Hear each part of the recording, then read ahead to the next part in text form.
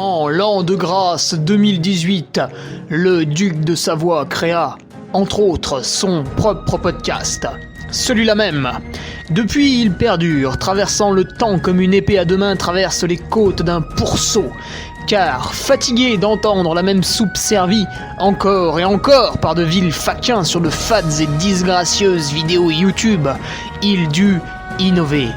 Proposant sa parole, parfois grossière, parfois téméraire quelque peu, incisive mais toujours issue d'un vécu, le duc, sur un format plus ou moins long que lui seul décide, en tant que monarque, traite dans son infinie bonté d'une questionnette qui te taraude. Car il est comme ça, notre duc, humaniste, amoureux du vivant, la main sur le cœur, il veille sur son duché. Puisses-tu, ici, passer un bon moment assis en tailleur au coin du feu ou cavalant sur ton fidèle destrier vers de nouvelles aventures. Pose donc cette hallebarde, débarrasse-toi de ton home et nettoie les taches de sang de ce visiteur qui, troublant ta quiétude, s'est vu embrasser le mur afin de savourer pleinement la divine parole. Paix sur terre, mon ami, et allons-y!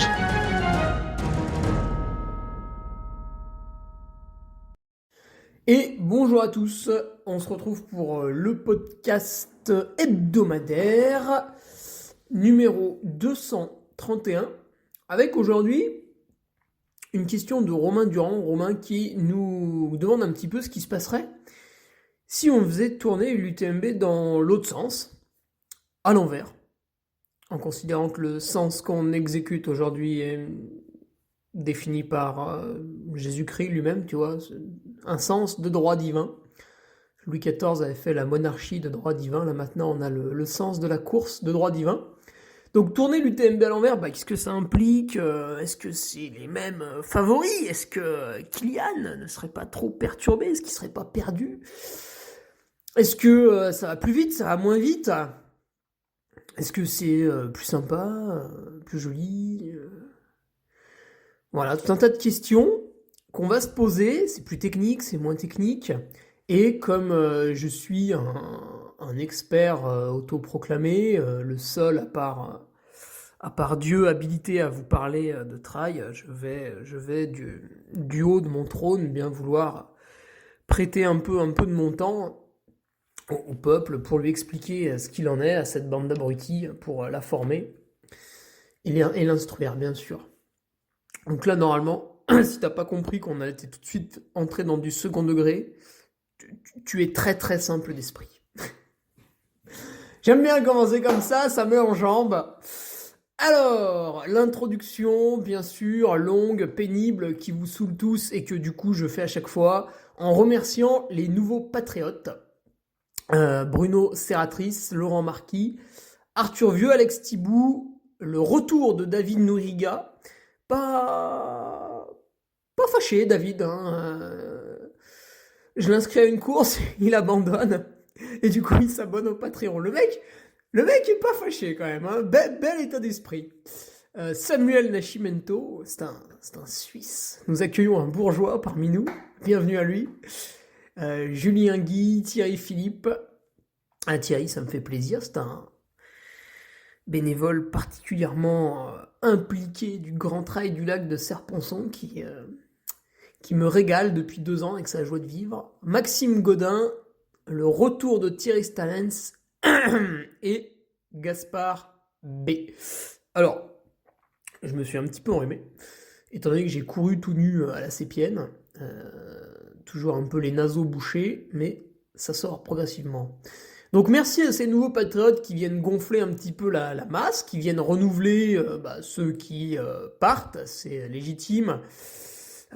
Malheureusement, je ne peux pas les emprisonner à vie dans l'abonnement, c'est dommage, même si j'essaye de trouver des stratagèmes pour aboutir à mes fins. Mais c'est pas évident, certains... Non, je rigole.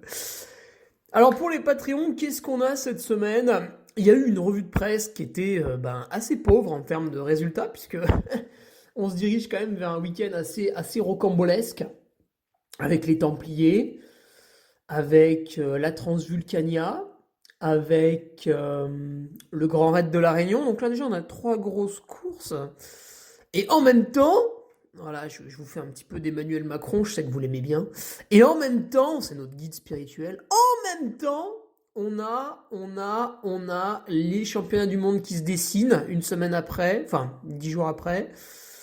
Championnat du monde de trail en Thaïlande.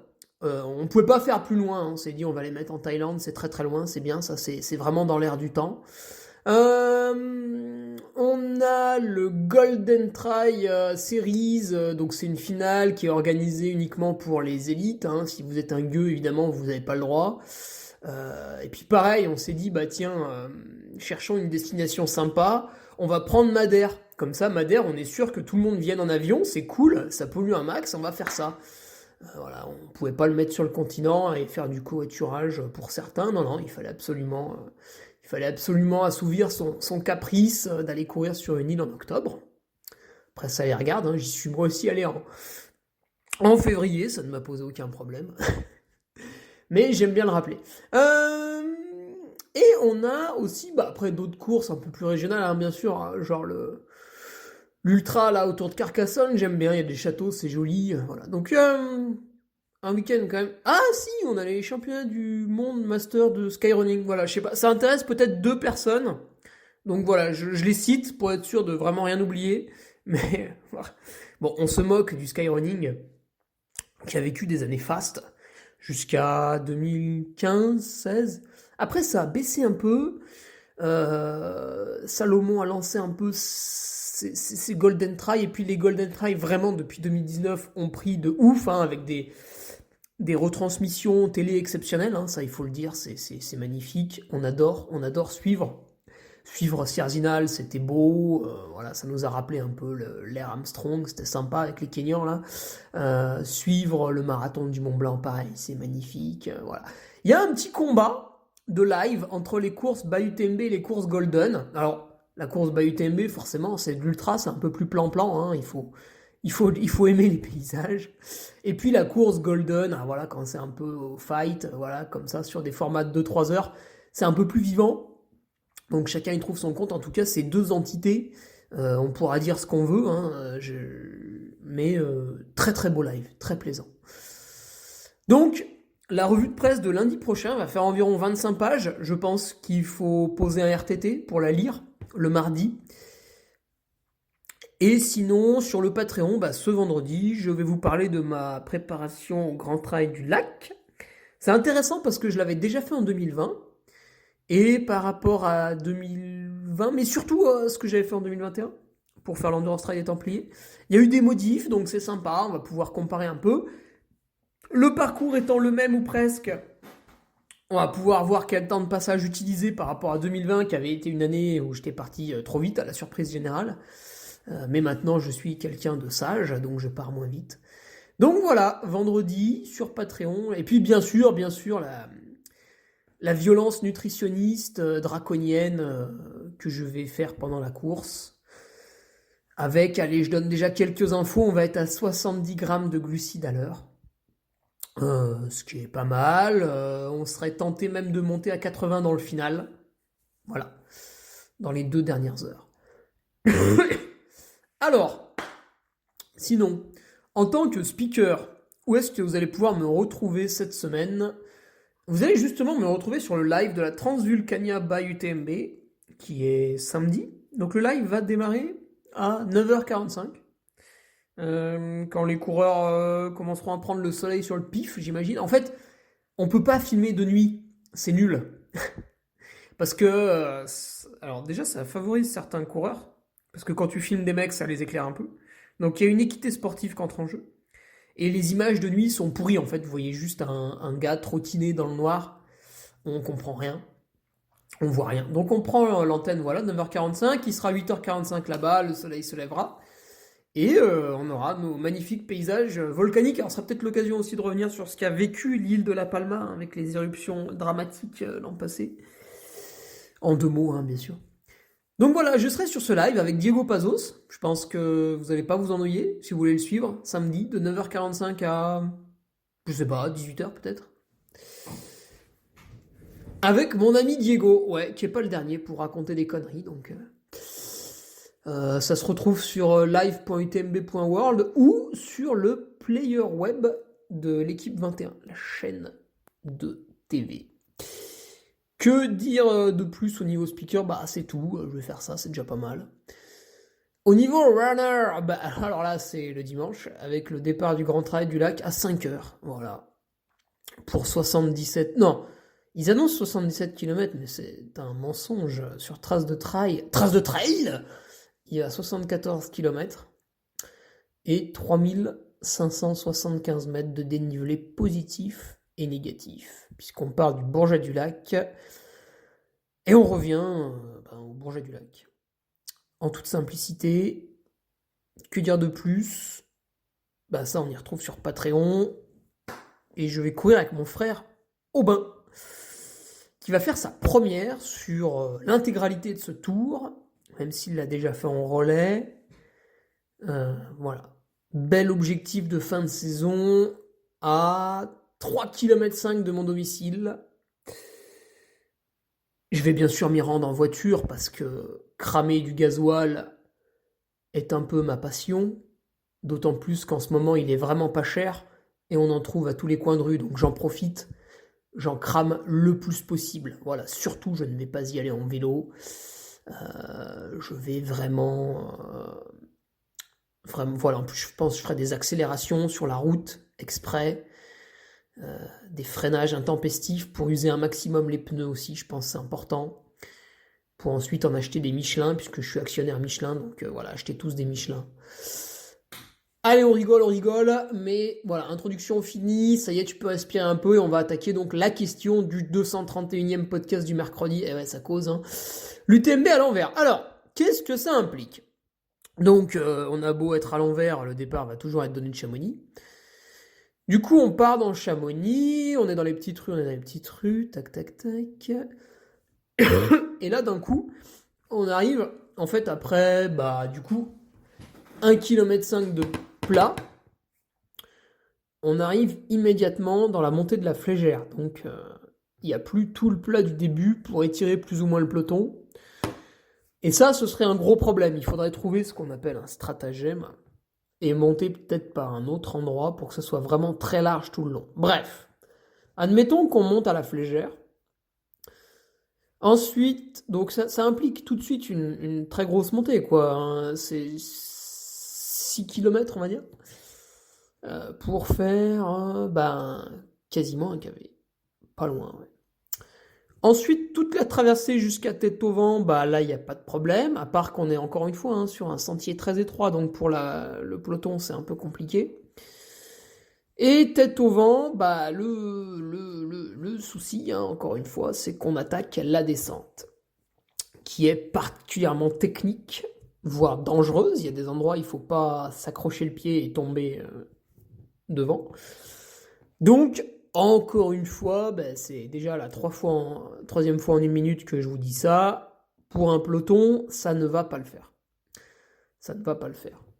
Et si d'un coup à l'UTMB on dit ouais les gars, cette année vous serez pas 2100 au départ, vous serez 500, je vous connais, à aucun moment vous n'allez comprendre que c'est pour le bien de tous et vous allez râler en disant ouah salaud salaud. De toute façon, globalement, dès que l'UTMB publie quelque chose, une nouvelle règle, un horaire de navette, une manière de retirer son dossard, vous avez toujours le mec qui est là. Ouais, Usine Afrique. Ouais, Kevin, ta gueule, tu nous saoules. Va plutôt commenter les publications d'Ironman, s'il te plaît, puis tu reviendras quand tu seras calmé, d'accord? Alors, après la descente dangereuse de Tête-au-Vent, qui nous amène au col des Montets, là c'est souple jusqu'à Valorcine, et là j'y vois un point positif, donc jusque-là c'était que des points négatifs, et j'y vois un point positif, c'est que le passage à Valorcine va être festif plus, vraiment, là ça va être exceptionnel, comme Saint-Gervais en fait, à l'heure actuelle. Donc, Valorcine, ça peut être vraiment cool. Ensuite, on monte au Tsep pour redescendre à Trian. Alors, encore une fois, donc la montée, tout va bien. Mais la descente, encore une fois, elle va être particulièrement technique. Alors, pas autant que la descente de Tête-au-Vent au col des Montets, mais la descente sur Trian, elle est très raide. C'est uniquement un single, donc là, il y a encore des... Sachez-le, hein, les problèmes de peloton, c'est quasiment jusqu'à Courmayeur cette année à l'UTMB, donc sachez-le. 80 bornes pour étirer le peloton. Donc cette descente encore un peu dangereuse, voilà, j'y mets mon bémol. Après, à nouveau, un côté positif, c'est le passage dans Trian, parce que l'église est jolie, et là on la verrait de face. Non, je plaisante. Parce que ça nous fait une deuxième ville à traverser, tu vois. C'est vrai que là, comme est l'UTMB maintenant, tu passes à Saint-Gervais, c'est super sympa. Tu passes au Contamines, c'est super sympa, et après c'est le noir complet. Là, tu passes à Trian, ça pourrait être l'équivalent des Contamines. Tu remontes, bon là c'est raide, mais pourquoi pas. Et tu redescends à Champais, là c'est un peu plus souple, mais néanmoins il y a un passage dangereux quand même dans la descente. Et à Champais, tu te retapes encore une ville, donc là ça peut être vraiment cool encore une fois. Et puis tu as cette descente jusqu'à Pratfort et la longue remontée au col Ferret qui va être en 2 temps, hein, puisque jusqu'à la Foulie, même 2 km après la Foulie, ça va être un faux plat montant, donc un peu pénible. Et puis après, la vraie montée du grand col Ferret, mais qui est jamais très très raide. Donc vraiment, la portion longue. Et ce qui est amusant, c'est que finalement, on a une portion longue un peu similaire dans le sens classique, c'est-à-dire on a la portion l'Échappieux, col de la Seigne, mais qui est peut-être quand même un peu moins longue. C'est vrai. Mais c'est pareil, il y a un grand moment de flottement jusqu'à Ville des Glaciers, où c'est pénible, faut courir. Et après la montée du col de la Seigne, qui est très très longue, parce que c'est jamais très pentu, mais bon, pour courir, il faut vraiment être un zélite de chez Zélite. Voilà, il faut vraiment être assez fort.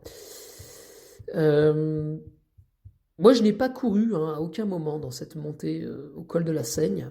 Après, je suis peut-être juste une grosse merde, j'en sais rien, mais Luis Alberto Hernando non plus, puisqu'on est monté ensemble. Par contre, ça marchait assez vite. On était un petit peu éloigné de la randonnée avec mes mères. Là, c'était plutôt tonique. Voilà, on dira ça, c'était plutôt sportif comme randonnée. Ensuite, qu'est-ce qui se passe quand on est au Grand Col Ferret ? On n'oublie pas de faire son selfie, quand même, un petit selfie, oui, un petit selfie, là, c'est quand même joli. Et on redescend sur Arnouva. Alors, descendre sur Arnouva, joli single, sympa, c'est cool. Arnouva Ravito, Arnouva remontée de 300D+, joli single. Les petits balcons jusqu'à Bertonne, bon là ça monte, ça descend, que ce soit dans un sens ou dans l'autre, c'est à peu près pareil. Et de Bertonne, encore une fois, warning, attention, la descente est dangerous, voilà, donc ça veut dire dangereux en anglais, si vous êtes vraiment une grosse tub. La descente est dangereuse, pour arriver à Courmayeur, il y a pas mal de cailloux, voilà, faut pas s'éclater la tête. Et ensuite, l'entrée dans Courmayeur, c'est pas mal, parce que par rapport à quand vous descendez du col chez Cruy, donc dans le sens actuel, là au moins toute la sortie de Courmayeur vous allez la descendre, donc c'est plus sympa parce que d'habitude on marche sur la route. Voilà. Courmayeur, bon là la ravito ne change pas spécialement. Ensuite, longue remontée, comme la TDS, direction l'arête du Mont-Favre. Donc là on est en mode TDS, descente au lac Combal et tout. Bon, j'y vois pas d'obstacle particulier. Ce qui est sympa, c'est que du lac Combal, on monte au col des pyramides calcaires. Et pour une fois, la tête de course le fera 2 jours, ces pyramides calcaires. Ce qui nous permettra de voir à quoi ça ressemble. Et au moins, on se tapera pas les cailloux de merde là, dans lesquels je suis tombé, puisqu'on les fera à la montée, donc j'imagine en marchant avec des bâtons à ce stade de la course. La redescente du col des pyramides calcaires est pas évidente, même de l'autre côté. Donc il faudra rester vigilant. On remonte, mais il y a à peine 100 mètres de dénivelé pour aller au col de la Seigne, ou peut-être 150, donc c'est vite fait. Et là, du col de la Seigne, grosse descente, donc ceux qui auront encore un peu de force, ça va être vraiment sympa. Ça déroule jusqu'au Chapieux, oh là là, ça va être un régal.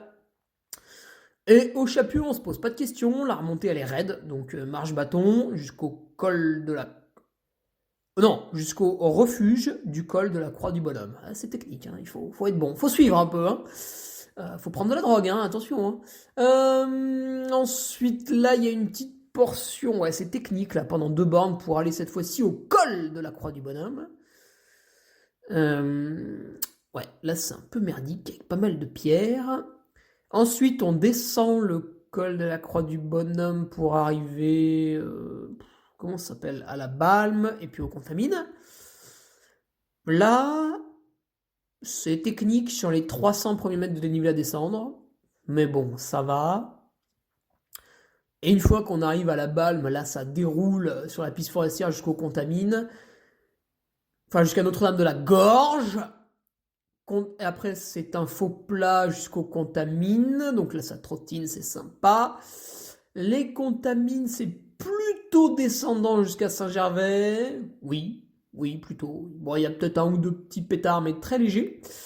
Et après, à Saint-Gervais, bah, là, encore une fois, pas de question. On remonte direct au col de la Veuze. Col de la Vose. Ah, je sais plus comment on prononce. Là, c'est de la marche bâton. On redescend sur les Ouches. Bah, là, c'est pas mal. Et par contre, le big problème, ça va être les Ouches Chamonix. Donc, pour l'avoir vécu en 2016 lors de la TDS, j'arrive aux Ouches, j'étais dans l'incapacité totale de courir, j'étais fumé. J'étais le seul mec du top 10 à m'arrêter au ravito des Ouches. Mais vraiment, hein, j'étais assis, je voulais pas repartir. Il a fallu qu'une bénévole hurle dessus. Ça, c'est une motivation qui marche très très bien chez moi, quand vous hurlez dessus. Je suis quelqu'un qui marche pas du tout à la gentillesse, au sentiment, aux caresses, la petite bise de son conjoint, sa conjointe. Non, ça, vraiment, ça marche pas des masses. Moi, j'ai besoin de cette violence un petit peu bestiale. Et là, c'était le cas. Donc je suis reparti, mais de manière lamentable, j'ai quasiment tout marché jusqu'à Chamonix. Je trottinais quand c'était très plat, voire un faux plat descendant, et sinon je marchais. Donc très très long, hein, les Ouches Chamonix Centre, 7 bornes. Là, ça peut être vraiment le calvaire. On imagine un Jim Wamsley cette année, bah ça aurait été de la marche. Voilà. Mais pourquoi pas? Pourquoi pas? Donc mon avis personnel, bah, c'est que ce serait rigolo hein, de faire l'UTMB dans l'autre sens. Et puis, mais malheureusement, je pense que c'est totalement impossible à cause de la taille du peloton, qui est trop conséquente et qui du coup a besoin de ces 7 km de plage Chamonix-les-Ouches pour étirer au départ, a besoin de cette montée au col de la Vosa qui est très large. Et je vous le dis, hein, j'ai encore des amis qui étaient un peu bloqués au niveau du col de la Seigne, donc voilà, c'est vraiment très très long pour étirer le peloton. C'est le problème, hein. Quand on va sur un événement majeur, il y a d'autres gens qui veulent participer à cet événement majeur. Vous n'êtes pas seul sur Terre. En fait, l'événement majeur où vous êtes seul et tout le monde vous regarde, ça n'existe pas. Alors, après avoir décrit ce parcours, ô combien sympathique, voyons un peu les favoris. Je pense que ce serait les mêmes, parce que pourquoi Kylian serait décontenancé par le parcours que je viens de vous citer? De toute façon, Kylian, dès qu'il met des baskets au pied, globalement, il n'a pas trop d'adversaires. Bon, sauf si c'est un 10 bandes route, hein, forcément, il met 30 minutes, c'est un peu lent hein, par rapport au meilleur. Mais voilà, dès que c'est du trail, ça peut être un KV, ça peut être Sierzinal, ça peut être un ultra, ça peut être Trophée Okima, ça peut être ce que tu veux. Le mec est globalement le favori. Donc l'UTMB, on peut le faire dans tous les sens, on peut passer au Mont Blanc au milieu si ça nous chante, Kylian sera le favori. Je pense que pour François Den, que ce soit dans un sens ou dans l'autre, c'est pareil. En fait, ce sens-là, il a 2 caractéristiques. La montagne, le dénivelé est plutôt au début, et la technicité est beaucoup plus présente, et elle est présente dès le début. Donc à la limite, ce parcours, pour moi, il va écarter le peuple asiatique et les Américains. Enfin, l'Amérique du Nord, j'englobe aussi les Canadiens, qui à mon sens sont des gens... Alors bien sûr, vous allez me trouver une exception, hein, mais globalement, les coureurs américains et asiatiques sont des gens qui courent très vite sur des parcours peu montagneux et très faciles techniquement. Donc c'est vraiment des coureurs à l'inverse des Européens. Par exemple, prenons mon ami Renaud Rouanet. Sur 10 bornes, il fera rire tout le monde, hein, il n'est pas très très fort. Mais vous mettez Renaud Rouanet à l'échappée belle, c'est une bête féroce. Il est intouchable, ou presque. C'est une brute. Voilà, le caillou, il le prend, il le dégomme, il le jette par-dessus son épaule. Il en mange même le matin pour se mettre en appétit un peu, tu vois. Donc, ça, c'est des gens, si vous mettez la montagne au début de l'UTMB, si vous le rendez plus technique, donc en changeant l'ordre du parcours, c'est des gens qui vont revenir un peu sur cette épreuve. Les gros montagnards, les gros techniciens, là, ils vont revenir, tu vois. Les gens qui, finalement, s'orientent plus sur une échappée belle, quand vous êtes vraiment ravagé du cerveau, une pica-pica. L'ultra-trail du Haut-Gifre, hein, du côté de Samoin, là, pareil, sacrée boucherie technique et montagneuse. Donc, on aura peut-être des coureurs comme ça qui vont revenir un petit peu sur les TMB. Ils avaient tendance à le délaisser parce que c'est chiant, faut courir et tout. Voilà, ça c'est peut-être le seul changement que je peux voir. Et du coup, il est possible qu'on densifie un petit peu plus le classement encore. Parce que, à mon avis, l'Américain, l'Asiatique, maintenant que vous l'avez attrapé là, et que vous lui avez fait comprendre que Chamonix c'était de la bombe, et qu'en aucun cas il fallait aller courir ailleurs, et que c'était vraiment là que tout le monde était, fin août, l'Asiatique et l'Américain, vous avez beau durcir le parcours, il va quand même revenir. Il va peut-être se péter les dents, mais il va quand même revenir. Et puis voilà, hein, vous avez un Zach Miller, il gagne trahissant Andorra by UTMB, c'est quand même là-bas une pluie de cailloux aussi, hein. Tom Evans, quand il gagne la Trans-Gran Canaria, vu l'allure où il allait dans les descentes techniques, à mon avis, c'est pas un manche. Jim, il descend très très bien, hein, attention. Mathieu Blanchard, il descend très très bien. Mathieu aussi. Kylian, j'en parle même pas. Voilà, donc à mon avis, ça n'a pas changé grand-chose en tête de course. À la limite, ce serait même un poil plus dense. Encore une fois, le problème, c'est pour le peloton, parce que le peloton, il va être coincé au départ. Au niveau de l'ambiance, je pense qu'elle serait un poil meilleure, mais bon, là, il faudrait voir les horaires de passage. À mon avis, il faudrait partir un peu plus tôt. Peut-être vers 16h, tu vois. Moi, je partirais à 16h, 15h même, peut-être. Ouais, faudrait regarder ça. Mais l'ambiance pourrait être meilleure parce qu'on passe plus de villes au début, en fait. Et puis, vous aurez ce qu'il faudrait, en fait, c'est que le début de la nuit intervienne. Tu vois, Champais, quoi. Ouais. Et après, on ferait le premier passage nocturne dans La Foulie, ce serait exceptionnel. Donc moi je pense que l'ambiance peut être encore un poil meilleure, tu vois, dans ce sens-là. Plus rapide, alors là je dirais non. Bon, je peux me tromper, hein, bien sûr. Là je dirais non, parce que le dénivelé est au début et le roulant plutôt à la fin. On va pas se mentir, la partie Chamonix-Courmayeur est nettement plus abordable que Courmayeur l'arrivée. Et en fait, en ce moment à l'UTMB, vous faites la grosse partie montagne après Champais. Et à ce moment-là, en fait, vous êtes tellement fatigué que vous ne courez plus. Donc, faire de la marche bâton en montée, ça marche bien. Et descendre vite, ça marche aussi. Mais trottiner sur des faux plats, c'est très très dur. Alors que quand on le fait au début, on y arrive avec beaucoup plus de facilité. Là, le roulant, il va être plutôt à la fin. Encore une fois, je caricature, c'est quand même assez bien réparti, je trouve. Mais il y aura un peu plus de roulant à la fin. Et à mon avis, on sera moins efficace. Du coup, je pense que ce sera légèrement moins rapide quand on change le sens. Voilà mon petit Romain. J'espère que ça t'aura bien diverti de voir un petit peu ce qui se passerait si on imaginait l'UTMB dans l'autre sens. On se retrouve la semaine prochaine pour un nouveau podcast. N'hésitez pas, hein, si vous voulez me poser des questions sur à peu près tout. L'intérêt n'est pas que je vous donne une doctrine, puisque en fait je ne suis finalement expert en rien, mais mon avis de pratiquant depuis 8 ans, de speaker depuis 6 ans, voilà, qui a vu des choses quand même, donc un petit peu de déblatération. Si vous avez des questions, Hugo Ferrari 20@gmail.com. Et on se retrouve en tout cas la semaine prochaine pour le podcast 232. Et surtout, pour mes patriotes, ce vendredi, pour un point sur le Grand Trail du Lac, comment je l'aborde, quel est mon ravito, quels sont les favoris, etc. etc. Allez, salut! Tu viens d'écouter le podcast du Duc de Savoie. Si tu souhaites approfondir avec de pertinents articles d'éminents spécialistes, rejoins le Patreon. Tu feras ainsi partie en tant que fidèle patriote de la très prestigieuse Duke Army. Si l'humour est ton leitmotiv et que tu n'as peur de rien, viens sur l'Instagram.